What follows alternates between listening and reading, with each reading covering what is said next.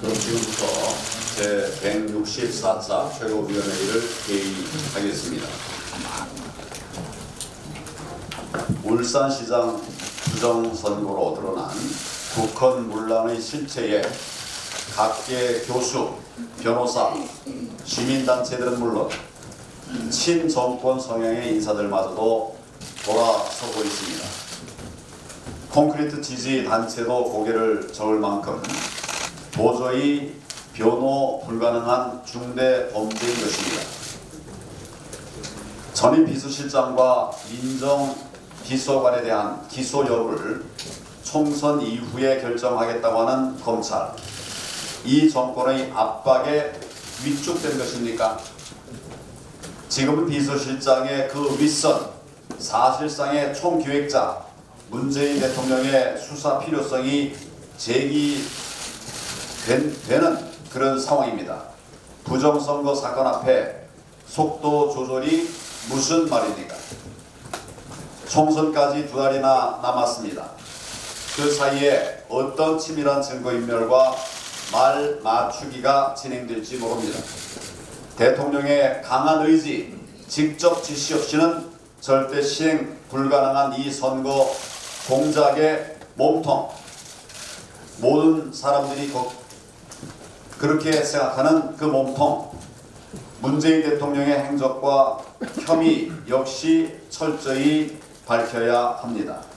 그런데 이제 검찰의 수사, 기소 분리까지 검토하겠다고 하니 측근 비리 은폐를 위해 못할 것이 없는 정권입니다. 이대로 부정선거 사건 실체 규명의 골든타임을 놓쳐서는 절대 안 됩니다.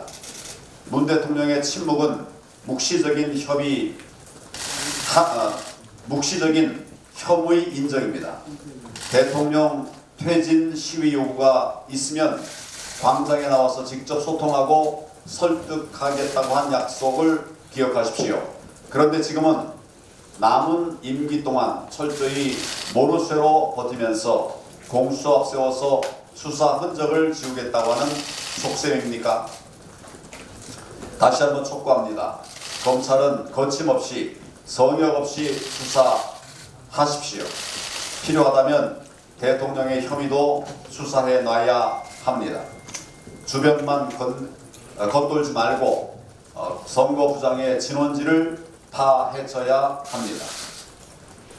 대통령도 당당하다면 수사에 응하십시오. 지난 11일 문 대통령은 또 거짓말을 했습니다. 지난 2019년도에 고용의 양과 질이 모두 뚜렷하게 개선됐다고 한 것입니다. 대통령이 늘어났다고 말하는 그 고용량은 혈세로 부풀려낸 금세 꺼질 거품에 불과합니다.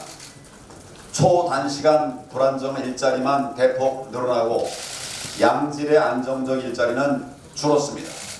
30, 40 세대는 고용 전력에 시달리고 있습니다. 이런데도 고용의 양과 질이 모두 개선됐다니 참으로 어처구니없는 왜곡 날조입니다. 게다가 지난해 국세는 1조 3천억 원이 덜 거쳐서 5년 만에 세수 결손이 발생했습니다. 특히 법인세가 7조 원 넘게 덜 거친 사실은 이 정권 반기업 정책의 초라한 실상을 그대로 보여줍니다. 이 자명한 고용 실패, 경제 실패에도 불구하고 문 대통령은 또 공공부문이 민간 일자리 확대의 마중물이 되어야 한다고 말했습니다. 무분별한 공공부문 팽창은 마중물이 아니라 우리 경제의 건강만 망치는 잘못된 방책이 될 뿐입니다. 문재인 대통령께 촉구합니다. 지속 불가능한 혈세 의존형 정책을 즉각 멈추십시오. 기업의 투자, 고용 의지를 이끌어내기 위한 규제개혁 그리고 시장 활성화에 나서십시오. 고용 연장, 그렇게 즉흥적으로 다룰 만큼 간단한 이슈가 아닙니다. 충분한 사회적 논의와 정책 설계도 없이 총선 표심만 보고 정책을 남발하지 마십시오. 이번 총선에서 우리는 문재인 정권의 무능과 오만과 함께 겁없이 반복되는 거짓말 역시 심판해야 합니다. 국민을 속이는 권력은 반드시 국민에 의해 무너진다고 하는 그 진리를 총선 승리로 똑똑히 알려줘야 할 것입니다.